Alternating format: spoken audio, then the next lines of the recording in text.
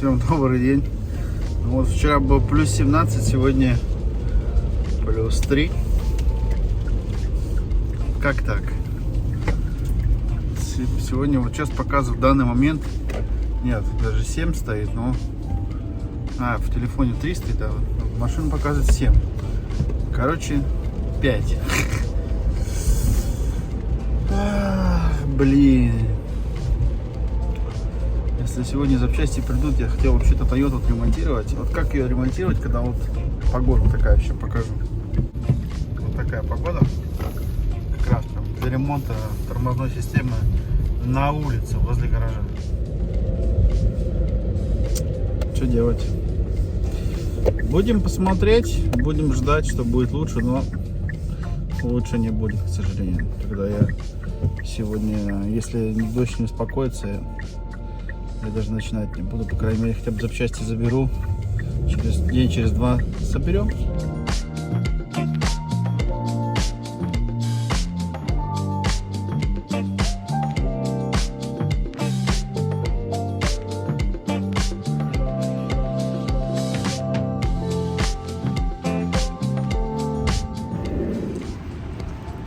Всем добрый день.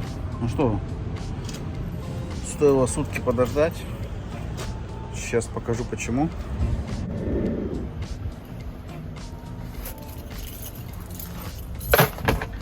Короче, вот на тачку из колодки. Здесь вон новые тормозные диски. Красота. Но тут, конечно, мясо побольше. Толстенькие. Все будет супер. Теперь будет автомобиль. Тормозной пуль будет, все будет нормально. И вот здесь вот этот вот затлик, который там застрял. Вот этот красавчик. Уху. Новенький. Но это даже не самое главное. Самое главное, за сколько я это все купил. За все это заплатил. Короче, 2 тормозных диска, тормозные колодки, 2 пары. Да, то есть справа-слева. Здесь, кстати, вот стоит даже насчет автомобилей. Toyota 2 литра ТРП. Так, ну ладно, что. Цену видели, да? Нормальная цена. Короче, что еще? Проблема еще сейчас у нас погодка чуть-чуть шалит. Если все будет нормально, то после работы, наверное, возьмемся за поминку. Но, блин, пока на это не похоже. Ну-ка, посмотрим. Открывайся. Показать аккуратненько. Оно все заклеено, все запаяно. Ну, колодки все посмотреть. Это вот так вот возьмешь. Чтобы все нормально было. Открываем аккуратненько. Все аккуратненько крючу.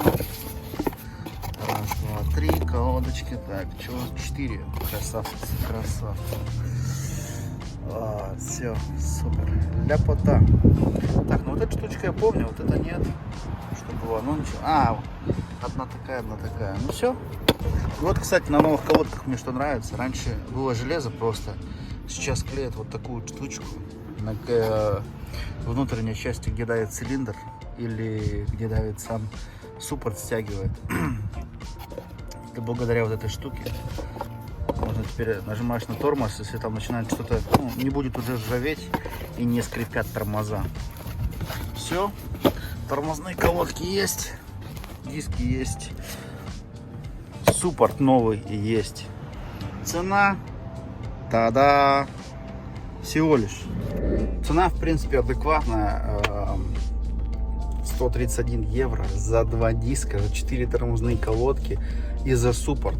Хотя вот суппорт, я раньше думал, что он дороже стоит, чем тормозной диск. В данном случае 2 тормозных диска против одного суппорта по цене. Такие вот дела. Колодки самые дешевые, конечно же.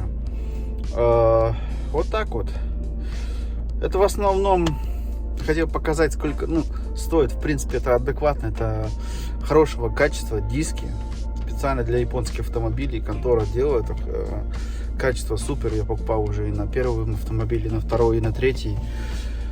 Просто раньше, я помню, такие темки были, типа товарищи, которые ездили там на Audi, на BMW там, или на Opel там. Вот, японские машины не покупали в Германии. Такие, вот, их ремонтировать дорого. Да ничего не дорого. Я покупал тормозные диски с колодками на BMW. И они стоили на 50 евро дороже, чем вот этот весь комплект. Там даже суппорта не было. То есть да, на BMW какой-нибудь патрубок маленький стоит 120 евро. За эти деньги на Toyota передние диски и тормозные колодки можно купить. А на BMW только за это патрубок покупаешь. Так что на Opel, конечно же, бывают тоже дешевые запчасти, бывают дорогие. На каждый автомобиль по-своему дешевые запчасти. Просто надо смотреть производителя. Производителей много разных всяких. Так что для тех, кто думает, что японские автомобили дорого содержать в ремонте, это не всегда так. Я, поскольку ремонтировал, покупал запчасти на абсолютно разные автомобили, могу сказать все просто. В этом случае на каждый автомобиль определенные запчасти стоят по-своему. У разного производителя разная цена. Вот так вот. То есть можно взять на Opel масляный фильтр за 2 евро. Можно взять на Toyota, я покупал за 5 евро воздушный фильтр, масляный фильтр 4 евро на Toyota. Он стоит и на Toyota, и на Lexus 4 евро всего лишь. На разные абсолютно машины, там фильтр они делают клево, он одинаковый на сразу 10 разных автомобилей, один и тот же масляный фильтр, чтобы не париться. Ну, то есть производитель думал уже намного дальше вперед. Даже продавец, который мне продавал, у него самого 5 автомобилей разных, и он мне как-то рассказывал, он купил себе Audi и на ней так напоролся, то есть ремень на генератор, на вот этот водяной насос, все, вот этот один ремень у него порвался. Тот же самый ремень стоит там на Гольфу 30 евро, на его Audi стоил 60, хотя тот же самый ремень, но это не Volkswagen, это Audi, хотя это все одна и та же контора, это все просто вот зарабатывание денег на людях, больше ничего. Хотя вот одна и та же запчасть, инженеры продумали уже наперед, то есть можно купить запчасть, она будет подходить, на разные автомобили, очень много таких вот, то есть ваговские автомобили, как вот Skoda, как Seat, Audi, Volkswagen, у них много между собой, много одинаковых воздушных фильтров, свечки, масляные фильтра, много всего вот этого специально, потому что, ну, тогда легче продукцию выпускать, проще. Если бы, на каждый автомобиль все было бы свое, и это было бы очень дорого, ну, вообще бы не ориентировались, смысла бы не было. Тогда заводы, производители вообще бы, тогда бы автомобили продавали бы не за 20 тысяч евро, а за 100. Потому что для каждого запчастика надо будет отдельно, чтобы инженеры все это производили. Как-то вот так. То есть автомобили все по-своему хороши, по-своему все дороги и дешево в ремонте, в содержании и так далее и тому подобное. Так что покупайте автомобиль, который вам нравится. Если, конечно же, вам прям совсем интересно, можете заранее заехать, спросить, сколько же стоит запчастик, сколько его ремонтировать. Я вот взял, когда покупал второй или третий автомобиль, говорю, а сколько вы, правда, в сервисе? Прям спросил его, да, мне же интересно, потому что сумма автомобиля изначально-то пугает, но если ты на нем будешь ездить 10 лет, надо задуматься заранее, то есть сколько будет тебе стоить на него сервис и так далее и тому подобное. И большинство покупает автомобили наоборот. Покупает автомобиль именно так, что возьмут, допустим, 5000, все, 5000 купил автомобиль, а что потом его каждый год еще надо 1000 на ремонт в него вкладывать, это, конечно, другой вопрос.